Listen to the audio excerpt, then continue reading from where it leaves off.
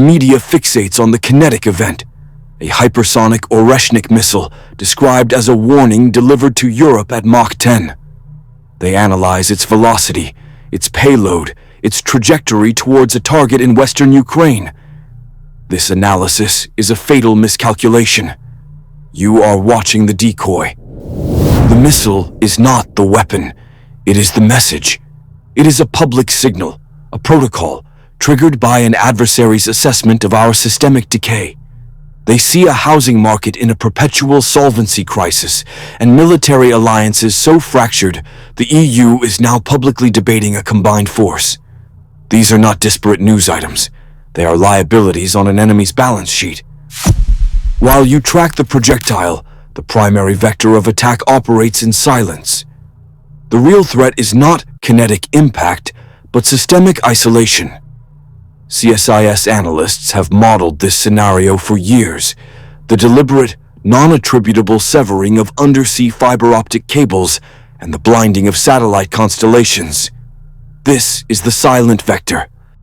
The objective is to create a blind Leviathan, a technologically dominant Western power structure, suddenly deaf and mute. Financial markets, military logistics, energy grids, all systems dependent on high-volume data flow, would face a catastrophic liquidity failure. The Oreshnik is not the primary strike. It is the launch-on-warning signal for a full-spectrum economic assault. The kinetic cost is a rounding error. The cost of silence is total. The motive for deploying a weapon like the Oreshnik is not strength. It is a mathematical function of weakness. Adversaries pivot to asymmetry when they face a domestic solvency crisis. The war becomes an existential liability, draining national liquidity and political capital past sustainable thresholds. CSIS analysis confirms this blueprint in Russia's case. The prolonged conventional war has become a severe domestic liability. The kinetic cost in manpower and materiel is unsustainable against a Western-supplied opponent. This forces a protocol shift. When you cannot afford a war of attrition, you must change the nature of the conflict. This is a pivot from symmetric warfare to asymmetric leverage. Instead of fielding a million-man army at a cost of hundreds of billions, the protocol dictates deploying a single, high-impact asset that creates a disproportionate strategic effect. The Oreshnik is not just a weapon, it is an economic instrument. The NY Times called the Oreshnik strike a warning delivered to Europe at Mach 10. This is correct, but incomplete. It is a warning specifically aimed at our own systemic liabilities, from Fed officials admitting a housing solvency crisis to EU leadership debating the formation of a combined military force, which signals a lack of confidence in existing structures. The adversary's calculus is a zero-sum equation. They are betting their asymmetric capability can force a choice we cannot afford to make. Either accept strategic defeat as they neutralize key assets, or escalate into a kinetic conflict that would shatter our already fractured economic and social solvency. It is a launch-on-warning protocol triggered not by our strength, but by our perceived internal decay. The central equation of warfare is now inverted. The math is non-negotiable. Reports from strategic institutions, including RUSI, benchmarked the kinetic cost exchange.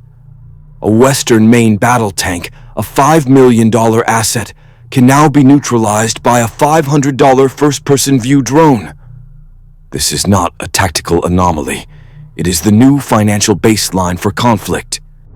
This is a blueprint for bleeding a superpower's treasury dry. For every high-cost defensive interceptor launched, the adversary can deploy thousands of low-cost offensive threats. The objective is not territory. It is to force a systemic solvency crisis by weaponizing this cost imbalance. The adversary isn't trying to win the battle. They are forcing you to bankrupt yourself just by showing up. This protocol is known as the democratization of violence. The monopoly on strategic standoff lethality, once held exclusively by nation-states, has been shattered.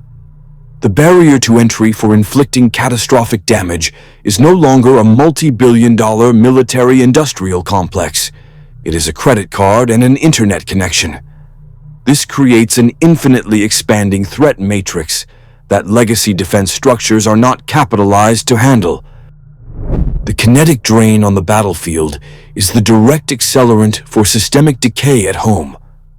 While capital is incinerated, defeating disposable assets, internal liabilities, like the housing insolvency crisis Fed officials are now admitting they cannot fix, are allowed to fester. This is the zero-sum choice: fund an unwinnable, asymmetric war abroad, or face a systemic collapse of social and economic solvency. The Oreshnik hypersonic strike was not the primary attack. It was punctuation, a high-end signal demonstrating capability across the entire cost spectrum, from $500 to Mach 10. The battlefield is not where you are being told to look. While legacy media focuses on declared front lines like Estonia, the actual staging grounds for the next phase of conflict are elsewhere. These are the gray zones, proxy laboratories engineered to test Western response protocols. Reports from strategic bodies like RUSI have long flagged regional instability, from southern Africa to the Americas, but they misdiagnose it as a symptom of local grievance. It is not. It is a controlled experiment to measure our systemic fragility and logistical breaking points. An adversary's decision to deploy an asymmetric weapon, like the Oreshnik hypersonic missile, is a mathematical calculation. It is a function of our declining solvency.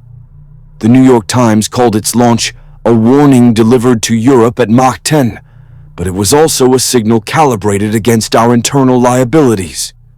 While Federal Reserve officials publicly admit that a housing supply crisis is eroding domestic stability, our opponents see that data point not as a headline, but as a reduction in our capacity to fund a kinetic response.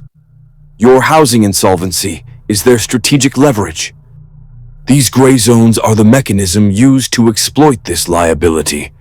They are not designed for conquest, but for attrition, to drain our financial and political liquidity before a major confrontation.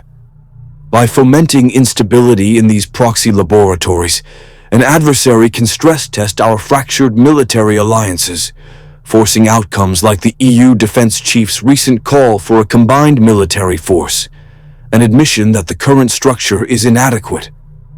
They are forcing a zero-sum choice: allow the instability to metastasize, proving our strategic irrelevance, or intervene at a kinetic cost we are no longer structured to afford. This is not war as we knew it. It is a solvency crisis executed by kinetic protocol. The launch on warning doctrine is not a theory. It is an active protocol. It represents the final failure state of deterrence, a pre-authorized command to launch a full-scale retaliatory strike based on sensor data indicating an inbound attack before that attack makes impact. This protocol exists for one reason: speed.